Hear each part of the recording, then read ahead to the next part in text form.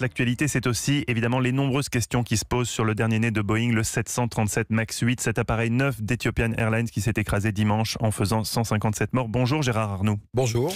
Merci d'être avec nous. Vous êtes ancien pilote et président du comité de veille de la sécurité aérienne. C'est le deuxième accident avec ce type de Boeing 737 qui est pourtant un appareil récent. Plusieurs compagnies ont décidé de clouer leurs appareils au sol. Est-ce que cet avion, tout simplement, est dangereux ? Il est un peu tôt pour le dire. Les compagnies ont cloué leurs appareils au sol par mesure de précaution. C'est évident. Les boîtoirs vont parler, ça c'est sûr, ça va aller vite.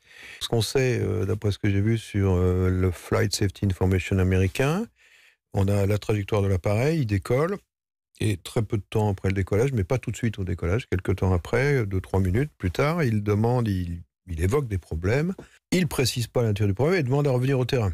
Alors pourquoi ? On n'en sait rien à ce stade.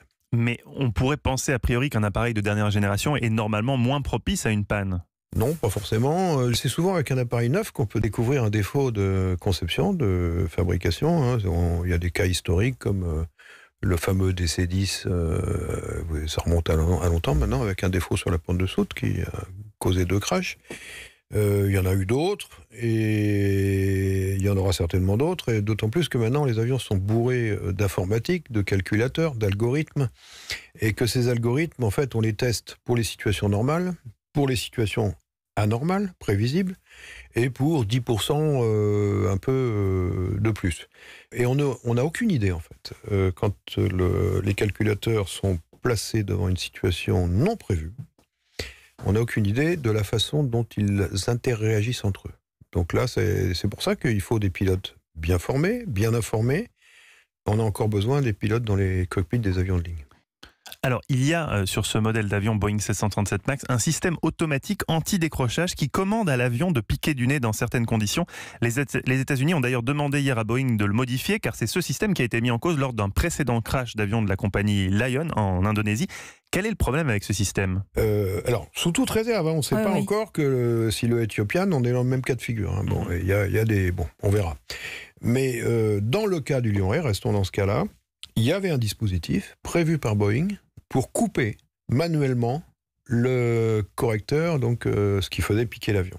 Les pilotes ne savaient pas que ce dispositif existait. Le premier équipage qui a fait la première étape, intuitivement, l'a trouvé. Ils ont coupé les interrupteurs, ce qui a permis de continuer le vol, qui aurait d'ailleurs dû être interrompu, puisque l'avion n'était pas en état de vol. Enfin bref, ils ont évité le pire. Ils ont très mal informé leurs collègues qui faisaient l'étape suivante, et ça c'est dommage. Et les autres, eux, n'avaient pas l'information, et ils n'ont pas pu contrer, même manuellement, à deux, avec les muscles, les 2 pilotes conjugués, ils n'ont pas pu empêcher le piqué.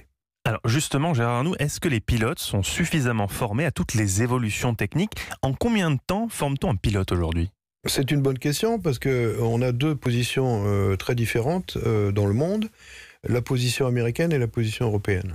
La position européenne, qui va vers une économie des coûts de formation, prétend former des pilotes de ligne, qu'on peut mettre donc dans un 737-800 ou dans un A320, des copilotes, donc, avec un total hallucinant de seulement 80 heures de vol réelles. Oula. Alors évidemment, en 80 heures de vol, on ne peut pas du tout acquérir le sens de l'air, certaines situations, le vent de travers, le nuit, les pistes glissantes, etc. Et c'est pourtant le choix fait par l'Agence européenne de sécurité aérienne de pouvoir délivrer des licences sur un avion particulier, dans une compagnie particulière agréée, avec moins de 80 heures de vol, ce qui est proprement hallucinant. Les grandes compagnies type Air France, Lufthansa, utilisent des cadets avec des formations réduites très intensives, qui mettent un copilote dans un avion de ligne. Moi, j'ai eu des copilotes à 190 heures de vol, ce qui n'est pas beaucoup, déjà. Et les Américains ont pris une position radicalement différente. Eux, ils ont estimé que l'expérience devait primer sur les connaissances, enfin les deux vont ensemble bien sûr, mais que l'expérience était absolument indispensable. Et aux États-Unis, on n'a pas le droit de mettre un copilote dans un avion de ligne avec moins de 1500 heures de vol. Vous voyez, regardez, 1570 ou 80, c'est un gouffre de conception. Est-ce que vous pensez que pour Boeing, c'est un début d'une catastrophe économique pour eux, ces 2 accidents? Non, ça ne peut pas être une catastrophe économique. Les avions Boeing sont éprouvés, ils volent bien, il y en a des dizaines de milliers dans le monde. Par contre, en termes d'image, s'il s'avérait qu'on est encore dans le cas de figure du Lion Air, alors là oui, ça, en termes d'image, ça la fout mal, quoi, hein, clairement. Oui, et il faut préciser par ailleurs que l'action Boeing a perdu hier jusqu'à 13,5% à la bourse de Wall Street. L'action a perdu en clôture 5,36% de sa valeur. Merci beaucoup Gérard Arnoux pour cet éclairage. On rappelle que vous êtes ancien pilote et président du comité de veille de la sécurité aérienne.